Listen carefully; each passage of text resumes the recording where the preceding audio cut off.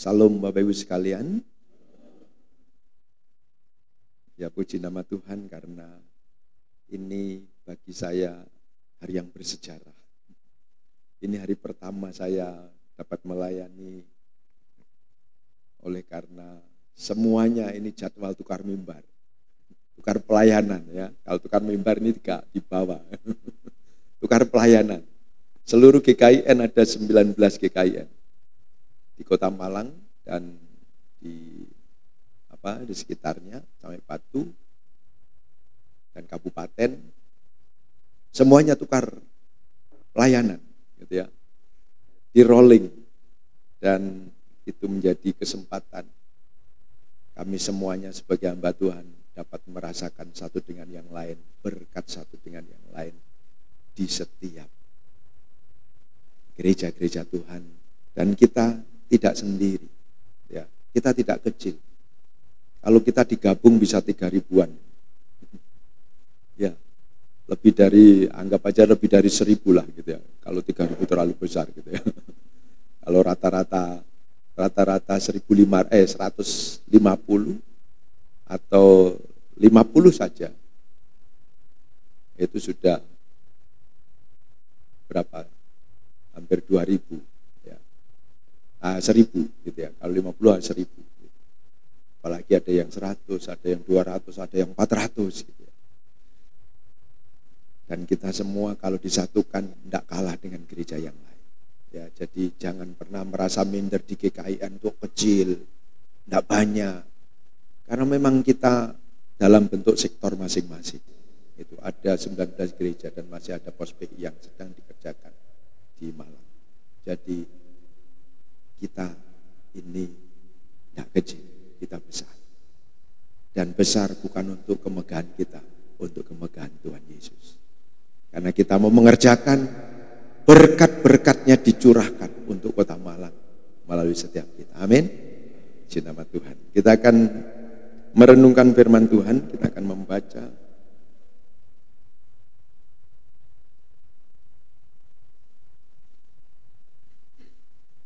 di dalam Injil Yohanes pasal 13.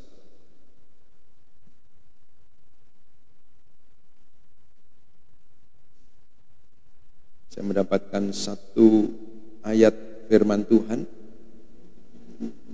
yang diberikan untuk kita renungkan bersama. Yohanes pasal 13 ayat 13.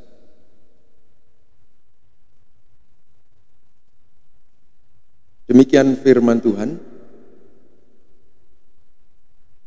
Kamu menyebut aku guru dan Tuhan, dan katamu itu tepat, sebab memang akulah guru dan Tuhan. Sekali lagi, ini perkataan Tuhan Yesus sendiri. Kamu menyebut aku guru dan Tuhan, dan katamu itu tepat, sebab memang akulah guru dan Tuhan. Bapak Ibu yang dikasihi Tuhan, tema kita pada saat ini tentang ketuhanan Yesus. Sebenarnya kita semuanya tentunya sudah tahu, sudah berapa lama kita menjadi orang Kristen. Yesus Tuhan atau tidak? Tuhan atau tidak? Benar. Kok kelihatannya ragu-ragu? Yesus Tuhan atau tidak? Yesus itu Tuhan. Yesus Allah yang berkuasa. Memang ini menjadi pemahaman dasar bagi iman Kristen. Memahami ketuhanan Yesus. Ketika diadakan survei, ada satu lembaga yang membuat satu survei dengan gereja-gereja orang-orang percaya. Bukan hanya di satu tempat, di seluruh dunia. Lebih dari 50% tidak mengerti tentang Tuhan Yesus pada orang percaya.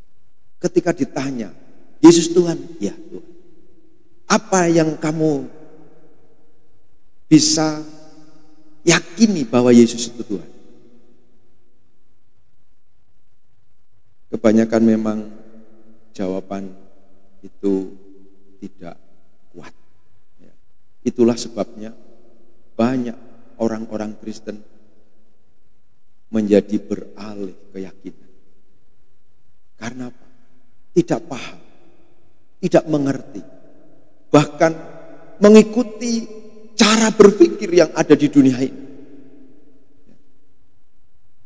Ketika dibuat logika berpikir dan sebagainya diputar balik, menjadi bingung orang percaya, orang Kristen. Dan pada akhirnya banyak yang meninggalkan. Jadi sesungguhnya Yesus itu Tuhan atau yang dituhan? Bapak Ibu yang dikasih Tuhan. Dalam Yohanes 13 ayat 13 di situ dikatakan, kamu menyebut aku guru dan Tuhan. Dan katamu itu tepat. Sebab memang akulah guru dan Tuhan. Memang ketika dikaji dalam bahasa-bahasa yang ada, kata guru dan Tuhan itu bisa cenderung dikatakan sebagai satu pengertian yang biasa. Oh, guru itu seorang pendidik, seorang yang mengarahkan, seorang yang membawa satu tuntunan kepada seorang kepada satu tujuan yang diharapkan. Ya. Tuhan,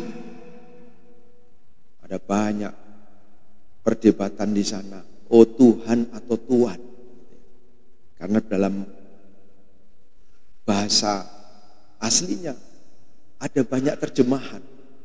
Ada Tuhan dan Tuhan. Wah, jadi kalau jangan-jangan artinya bukan Tuhan, jangan-jangan Tuhan. Ya. Terus kalau Tuhan, jadi beda dong dengan Tuhan. Apa yang dikasih Tuhan?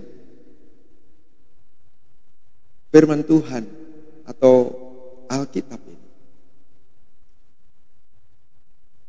mulai dari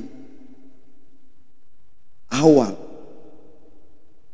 ya, dirumuskan atau dikumpulkan kitab-kitab ini dan dibukukan menjadi satu kitab Alkitab ini sampai sekarang tidak pernah berubah. Pengertian arti aslinya tidak pernah berubah. Walaupun dalam terjemahan terus mengikuti perkembangan. Ya, mengikuti perkembangan. Karena mengapa ini harus diterjemahkan ulang dalam arti dibahasakan sesuai dengan konteks sekarang? Ya karena memang harus disesuaikan supaya firman itu dapat dimengerti di setiap zaman dan tidak akan pernah berubah. Itulah sebabnya firman Tuhan yang kita pegang sebagai satu dasar keyakinan kita itu memberikan jaminan bahwa ini sungguh-sungguh firman Tuhan. Di dalam seluruh isinya ya, dari Kejadian sampai Wahyu semuanya firman Tuhan. Ya. Tidak ada tambahan-tambahan yang lain. Semuanya maksud Tuhan yang disampaikan. Itulah sebabnya ketika kita bersama-sama memahami tentang Allah yang maha besar, Allah yang maha tinggi, Allah yang maha mulia, dari mana kita bisa mengerti itu? Itu semuanya dari Alkitab, firman Tuhan. Bapak Ibu yang dikasih. 1 Kata guru itu, sebutan guru kepada Tuhan Yesus itu juga sama dikatakan oleh seorang yang ingin mencari pengertian, gitu ya.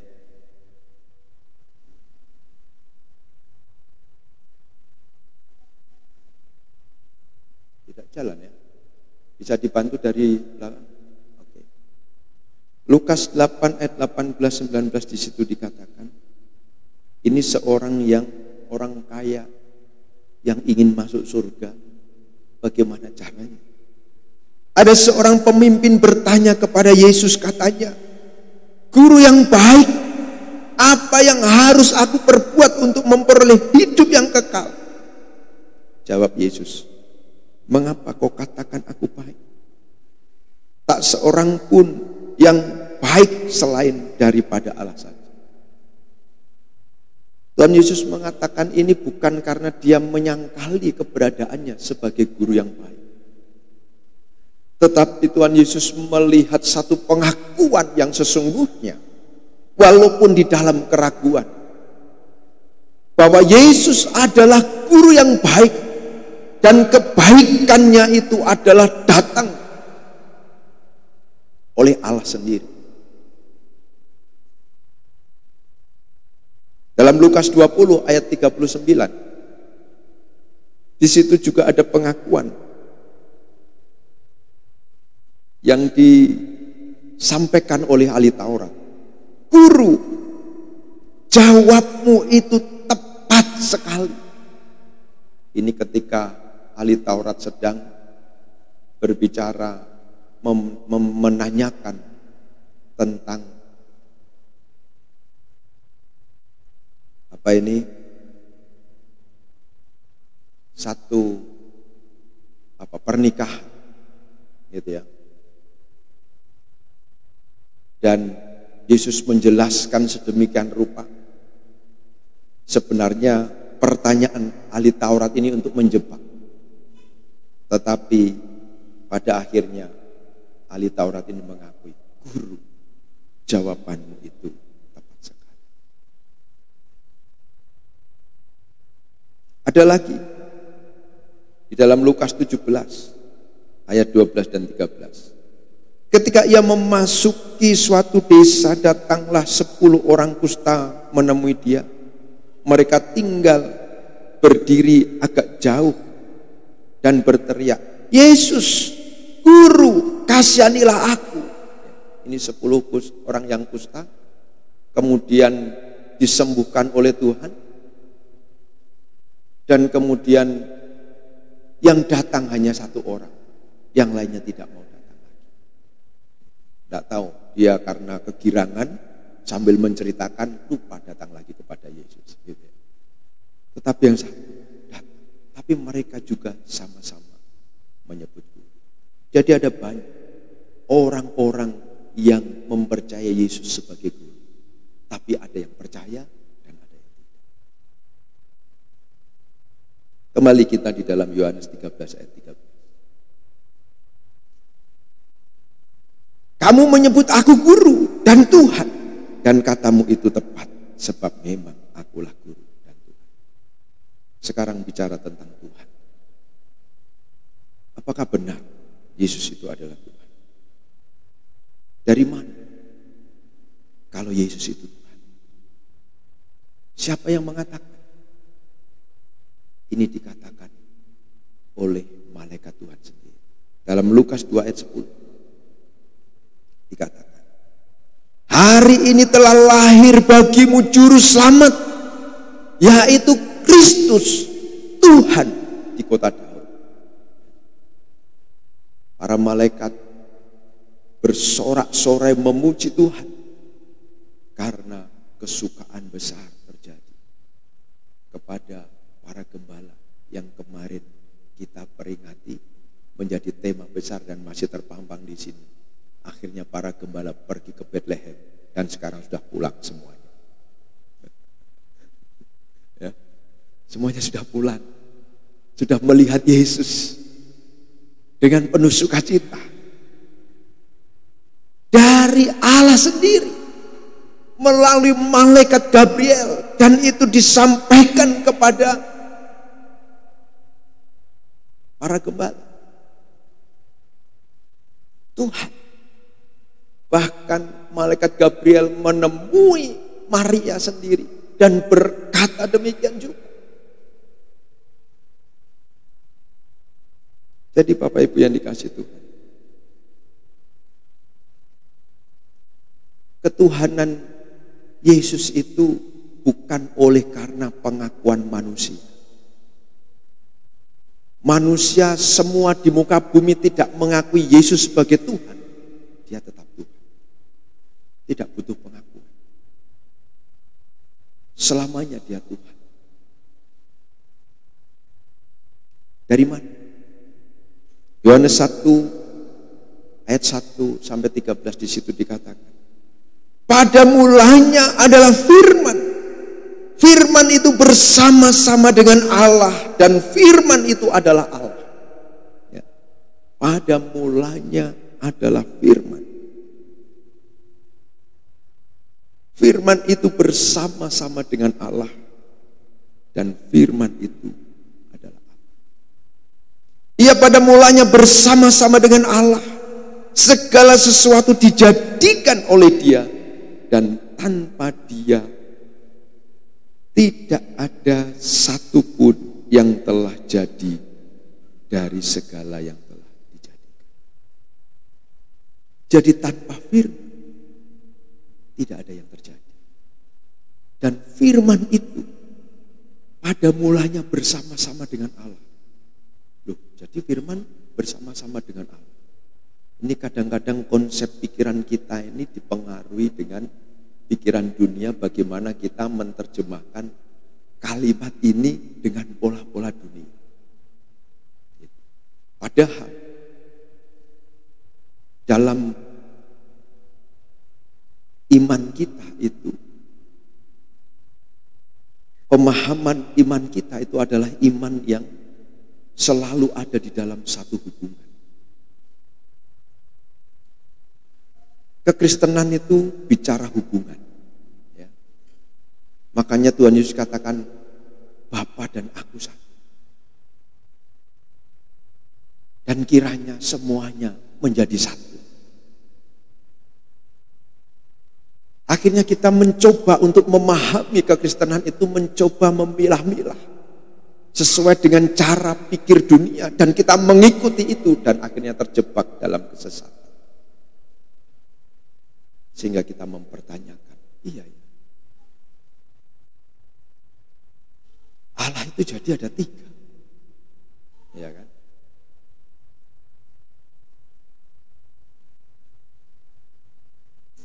Pada mulanya adalah firman, dan itu ditunjukkan dalam Kejadian 1 ayat 1 sampai 3.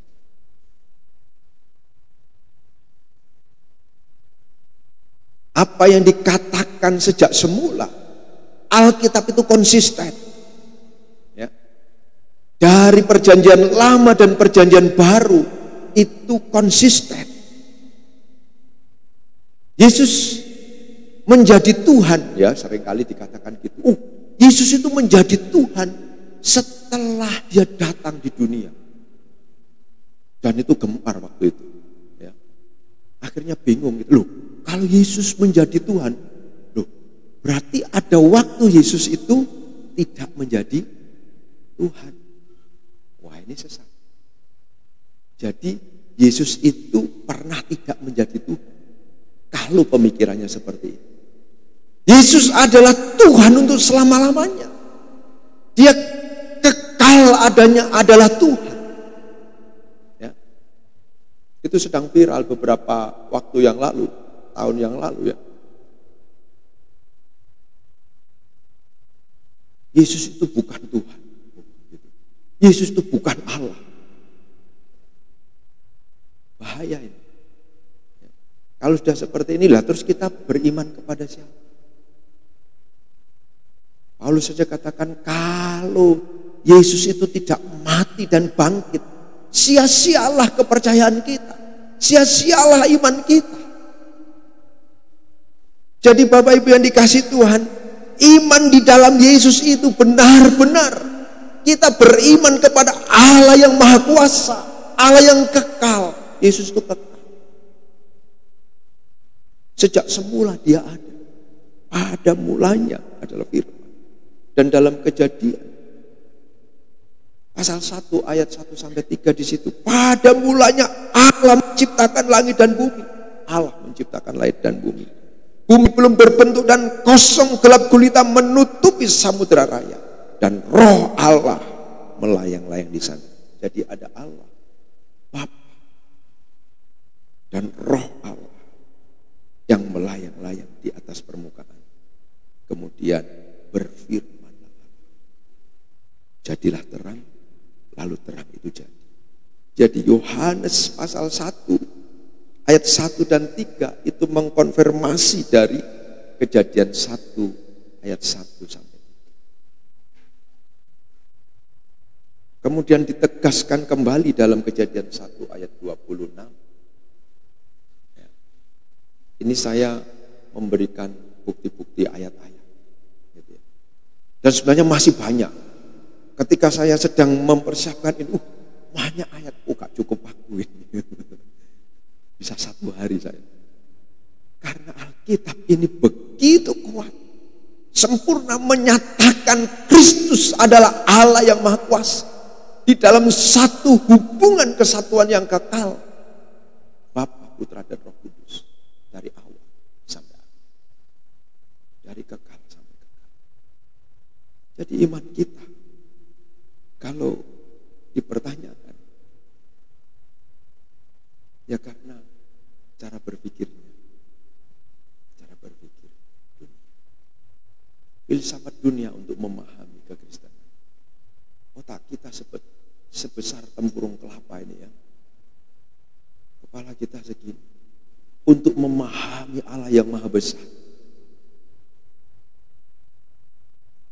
Bagaimana caranya?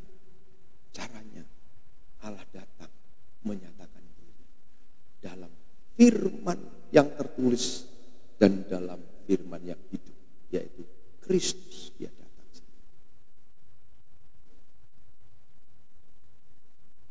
Kejadian pasal 1 ayat 26 dikatakan, baiklah kita menjadikan manusia menurut gambar dan rupa Allah.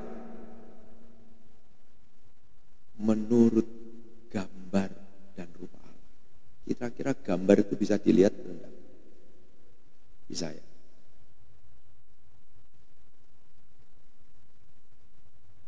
Dan bisa digambar enggak? Bisa. Ya. Menurut gambar dan rupa Allah. Makanya kita dijadikan oleh Tuhan tidak seperti sapi. Tidak seperti dinosaurus. Tidak seperti buaya. Tetapi kita diciptakan sebagaimana kita bisa berdiri tegak, berjalan seperti Sang Putra. Blueprint kita itu adalah Sang Putra, gambar Allah. Jadi tidak kebetulan. Coba kita berpikir, iya ya, kenapa ya kita ini kok jadi manusia kok seperti, kok enggak ngesot gitu, enggak merayap, kok seperti ini? Karena Yesus seperti itu, ya. Karena pribadi kedua itu, di mana letaknya? Dan itu ayat Kejadian 1 ayat 26 dikonfirmasi dalam Ibrani 3 ayat 3. Ia adalah cahaya kemuliaan Allah dan gambar wujud Allah. Bapak kelihatan enggak? Roh Allah kelihatan enggak? Enggak kelihatan. Yang kelihatan siapa? Gambar Allah. Gambar wujud Allah. Yaitu Yesus. Kalau bilang, loh, manusia kok disembah? Bagaimana Allah bisa menjadi manusia? Ya sebenarnya dia pribadi yang seperti kita. Karena dia harus datang ke dunia ini, mengosongkan diri seperti manusia adanya. Dia taat melakukan. Tetapi ketaatannya itu dia bicara masalah hubungan dengan Tuhan. Dia tidak pernah terlepas dari itu. Dari Bapa. Dari Roh Kudus. Ketiganya. Jadi Bapak Ibu yang dikasih Tuhan. Tidak bisa dipisah-pisah. Bapa, Putra, dan Roh Kudus adalah satu kesatuan. Allah yang ehad, ya, dalam perjanjian lama dikatakan pakai terjemahan itu, yang walaupun diterjemahkan dalam arti tunggal esa, gitu, tetapi esanya itu bukan esa tunggal, tapi satu kesatuan. Dalam kesatuan hakikat Allah, Bapa, Putra, dan Roh Kudus, sehingga tidak pernah Yesus itu dipisahkan dengan Bapa dan Roh Kudus. Dan begitu pula kita. Ketika kita diciptakan menurut gambar dan rupa Allah, maka kita pada mulanya kita bersekutu dengan Allah. Karena memang kita diciptakan dalam gambarnya. Tujuannya untuk kita memiliki persekutuan. Kesatuan dengan Allah. Dalam hubungan yang harmonis. Jadi Bapak Ibu yang dikasih. Yesus. Gambar wujud Allah. Yang kelihatan. Mengapa? Yohanes 1 ayat 18 dikatakan. Tidak seorang pun yang pernah melihat Allah. Oh, Allah itu Maha Kudus. Ya kan? Musa saja ketika datang itu harus tunduk. Ya. Tidak boleh memandang. Kalau memandang tidak bisa. Cahaya kemuliaannya. Dan di situ dikatakan tidak seorang pun yang pernah melihat Allah. Lah terus para nabi-nabi, orang-orang dalam perjanjian lama itu ngomong sama siapa?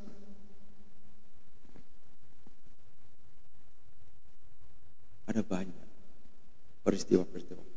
Kemudian Adam dan Hawa itu dia berjalan di Taman Eden itu sama siapa?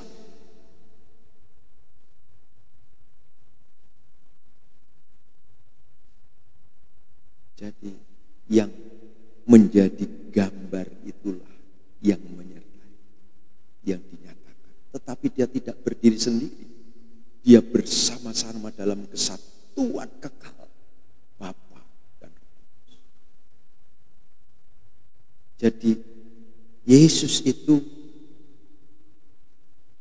menemani Adam di Taman Eden.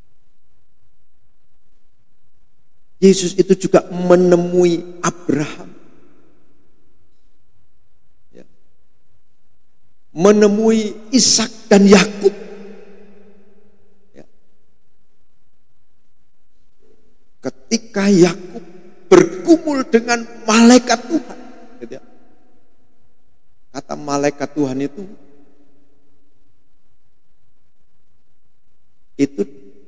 terjemahan dari Allah itu sendiri, yaitu pribadi anak. Karena tidak mungkin malaikat mengatakan aku memberkatimu. Loh, yang memberkati itu Allah, bukan malaikat. Dan Yakub pun berkata Tuhan.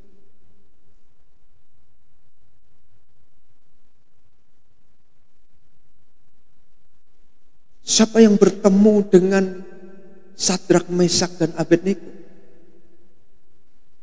Ketika dia ada di mana itu?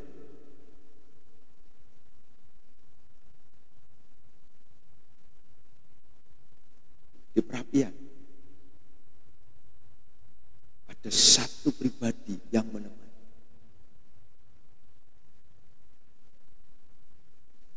Kemudian masih ingat cerita Musa waktu dipanggil? Saya tidak sebutkan di sini. Musa waktu dipanggil, Allah ada api yang menyala-nyala, ya, membakar semak-semak tapi tidak terbakar. Di mana letak Tuhan di situ?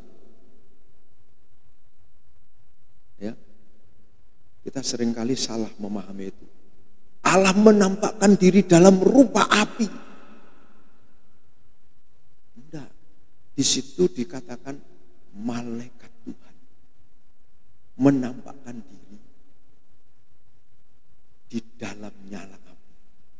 Ya. Bukan apinya yang Tuhan. Ya. Seringkali guru sekolah minggu keliru ini menjelaskan ini. Ya.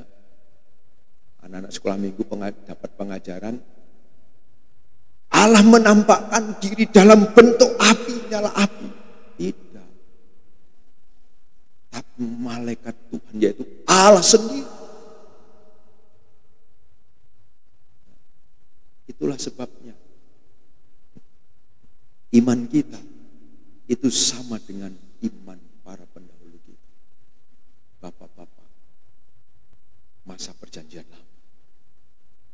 Tokoh-tokoh perjanjian lama. Iman kita sama kepada satu pribadi Yesus. Tidak salah.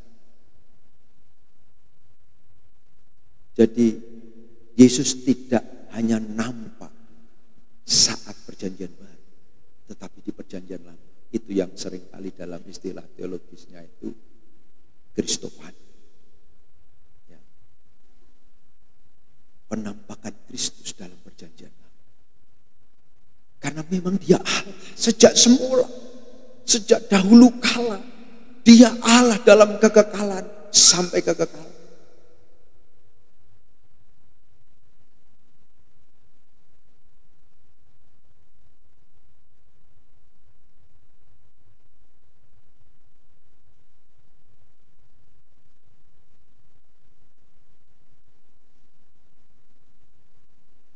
Dan ayat di Matius 28 ayat 18. Yesus berkata,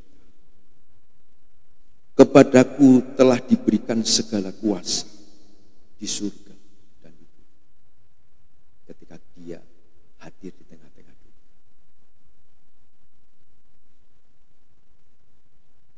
Dia Tuhan.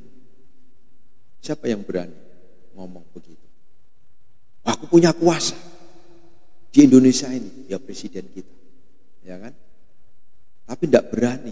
Aku punya kuasa di Indonesia dan di surga. Tidak ada yang berani. Siapa kamu? Kan gitu.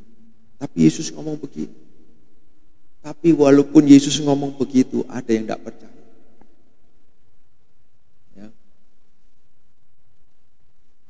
Saya dalam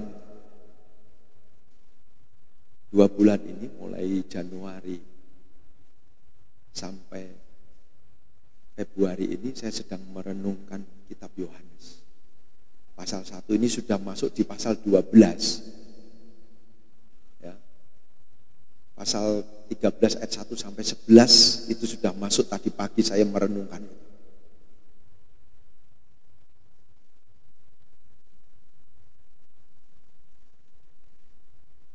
Sekalipun ada banyak tanda, tetap orang tidak percaya. Karena apa? Dibutakan oleh pengertian-pengertian dunia.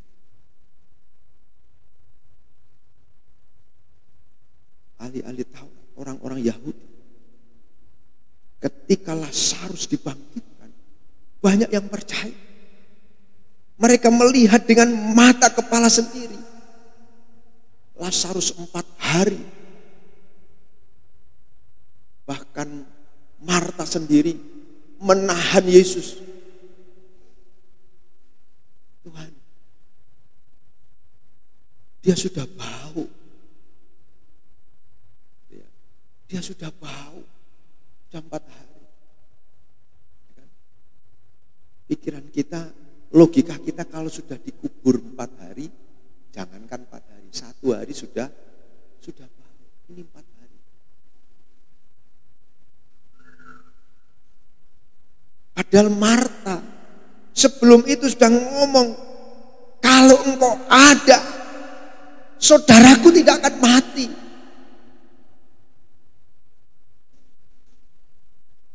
Apakah engkau percaya kepadaku? Marta katakan, ya, aku percaya. Tapi ketika Yesus datang di kubur, buka kubur itu. Tuhan, sudah 4 hari. Apa yang terjadi?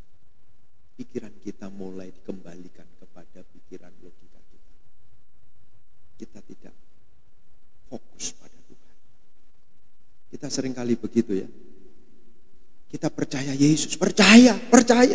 Ketika menghadapi masalah, engkau Alkitab engkau tutup gitu ya. Ini masalah dunia ini, bukan masalah surga. Surga nanti.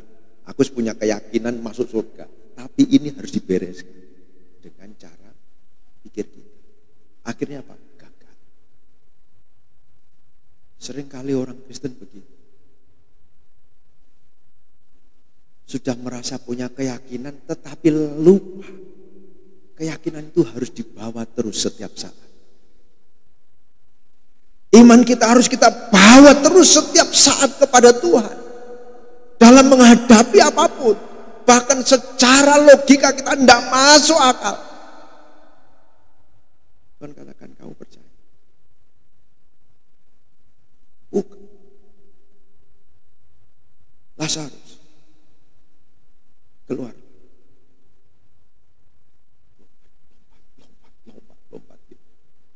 Ada semuanya gempa. Akhirnya orang-orang Yahudi satu yang melihat, banyak yang percaya. Tapi juga ada yang tidak percaya. Tetap tidak percaya. Dan bahkan tetap mengatakan Yesus itu penyesal.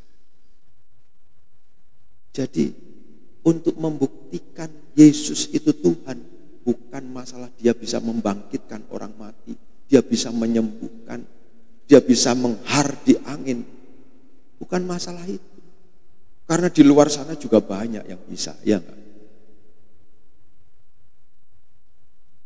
Para dukun bisa menyembuhkan orang sakit. Bisa? Bisa. Bisa memberi kekayaan? Bisa. Mau kaya, mau pilih datang kepada Yesus atau kepada dukun. Ada 2 pilihan loh ya. Sama-sama bisa, ayo. Mau pilih mana?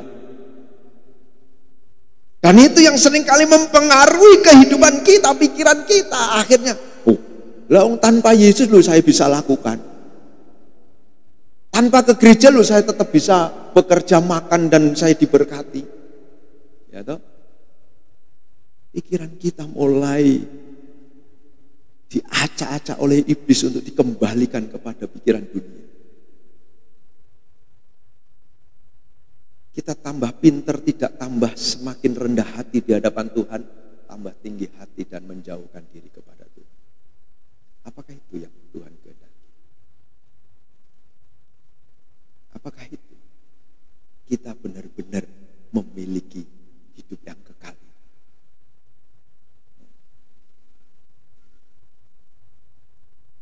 Tadi ada banyak yang mengatakan guru, tetapi tidak percaya.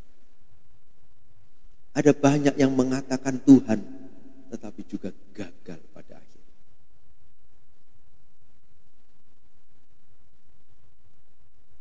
Jadi pertanyaannya,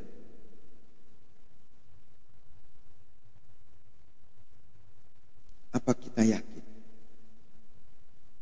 dan percaya Yesus Kristus itu Tuhan? Sungguh-sungguh yakin dan percaya.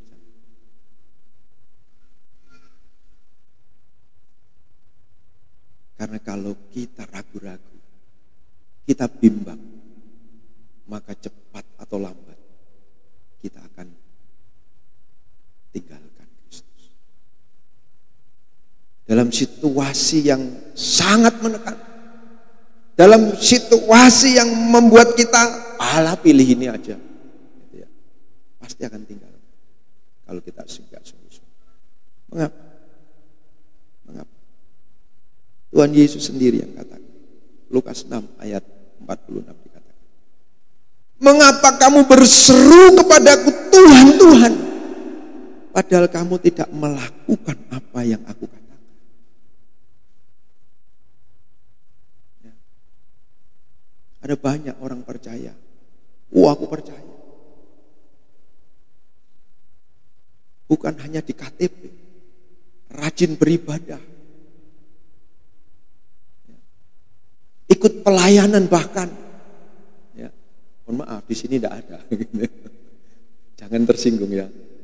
Ya, tapi kita harus introspeksi diri, renungkan dalam hati kita masing-masing, supaya memperkuat iman percaya kita.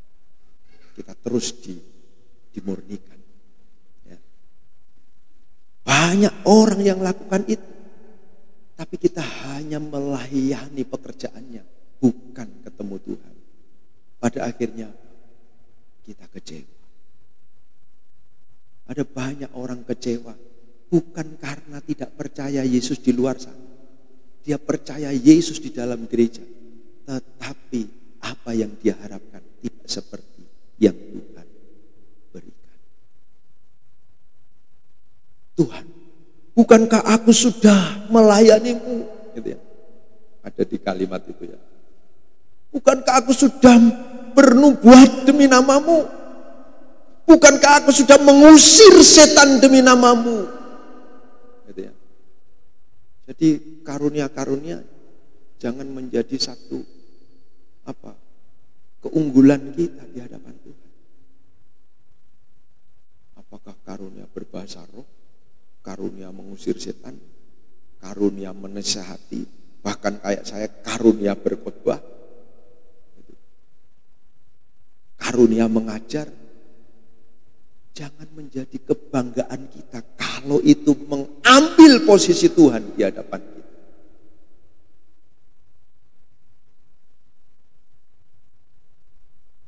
Kita tidak mengikuti perintah Tuhan, tidak melakukan apa yang Dia katakan. Matius 7 ayat 21 katakan, bukan setiap orang yang berseru kepadaku Tuhan, Tuhan, yang akan masuk ke dalam kerajaan surga. Di situ dikatakan apa? Melainkan dia yang melakukan kehendak Bapakku yang di surga. Jadi percaya Yesus itu bukan hanya di pengetahuan kita, tetapi di dalam kehidupan kita. Lihat, lakukanlah firman. Hanya itu. Tuhan tidak mau tuntut yang macam-macam. Lakukan firman. Tuhan ini berat, lakukan.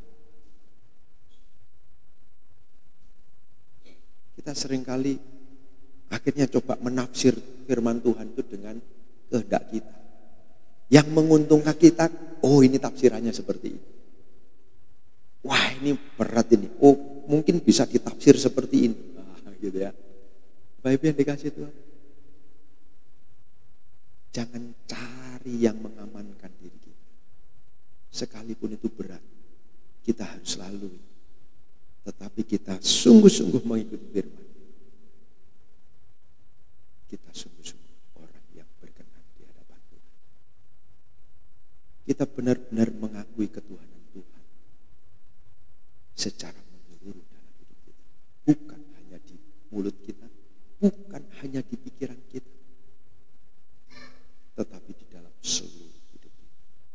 Karena orang yang melakukan firman, dia akan setia dengan firman. Orang yang melakukan firman, dia akan mengalami satu perjumpaan dengan Tuhan.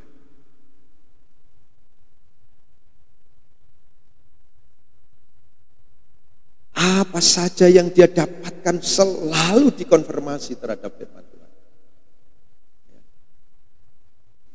Jangan sampai mimpi, oh ini Tuhan berbicara. Cek dulu, benar enggak mimpi kita itu sesuai dengan firman Tuhan. Semuanya harus dicek.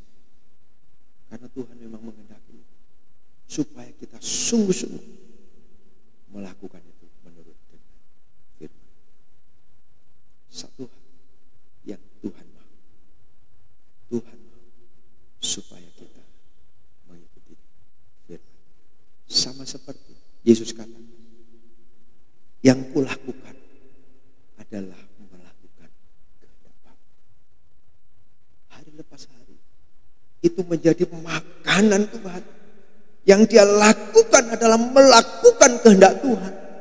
Yaitu firman Bapa. Dia setia.